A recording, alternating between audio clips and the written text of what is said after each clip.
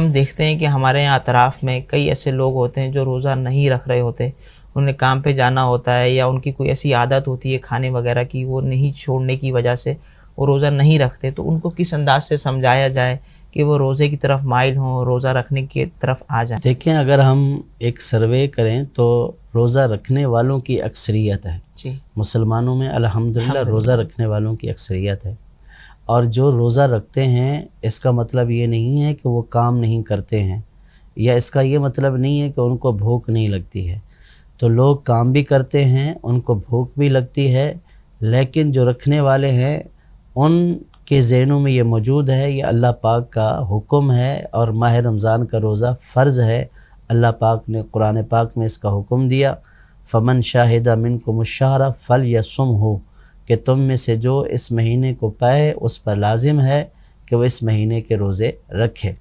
رخصت اور بیماری کی صورتیں الگ ہیں۔ اگر کوئی ایسی صورت نہیں ہے، نہ بیمار ہے نہ کوئی اور ایسا عذر ہے کہ جس کی وجہ سے روزہ چھوڑے، تو پھر محض کمانا یا نوکری پر جانا یا بھوک لگنا یہ کوئی عذر نہیں ہے۔ آپ دیکھیں کہ ماہ رمضان میں بالکل چھوٹے چھوٹے بچے جن کو کھانے کی زیادہ ضرورت ہوتی ہے، چھوٹے چھوٹے بچے 6 سال کے، 7 سال کے، 8 سال کے، حتیٰ کہ 5 سال کے بچے بھی روزے رکھ رہے ہوتے ہیں۔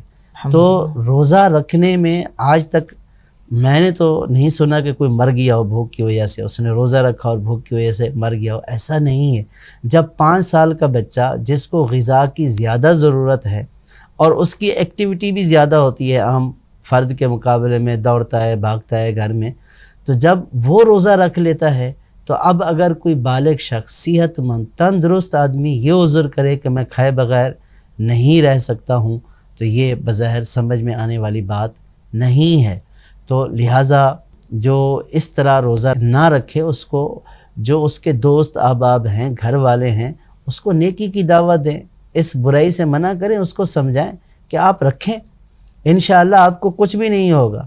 اور اگر خدا نہ خواستہ ایسی بھوک آپ کے اوپر ہو گئی کہ جس کی وجہ سے آپ کی کنڈیشن بالکل خراب ہو گئی، تو شریعت نے یہ بھی اجازت دی ہے کہ ایسی کنڈیشن میں روزہ توڑا جا سکتا ہے، بعد میں اس کی قضا کر لے۔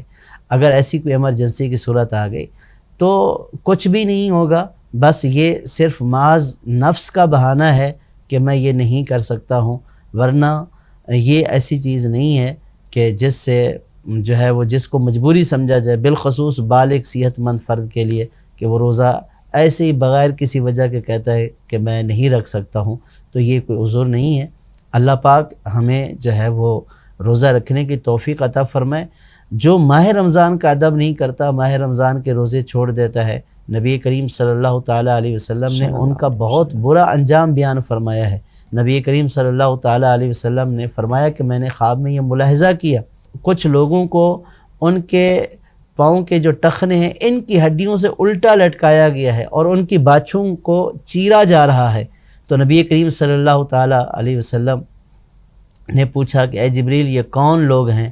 تو عرض کی گئی، یا رسول اللہ صلی اللہ تعالیٰ علیہ وسلم، یہ وہ لوگ ہیں جو بغیر کسی عذر اور رخصت کے روزہ چھوڑ دیا کرتے تھے۔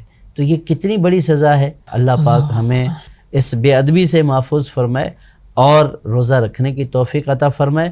اور جو ہمارے قریب لوگ جن کو ہم یہ سمجھتے ہیں کہ ہماری بات مانیں گے یا جن کو ہم نیکی کی دعوت دے سکتے ہیں، تو جو مانیں گے بات ان کو تو یہ کہنا واجب ہے، اور جن کا نہیں پتہ کہ مانیں گے نہیں مانیں گے لیکن پھر بھی ہمیں پتہ ہے روزہ نہیں رکھتا، ان کو ہم نیکی کی دعوت تو دیں۔ وہ برا کام کر رہے ہیں، اس برائی سے روکیں۔ تو برائی سے روکنا اور نیکی کی دعوت کا حکم دینا یہ بھی ہمارے اوپر لازم ہے۔ ہمارا کام ہے اللہ پاک کا حکم پہنچا دینا۔ اب اگر اس کے باوجود بھی وہ نہیں رکھتا تو اس کا وبال پھر اس کے اوپر ہوگا۔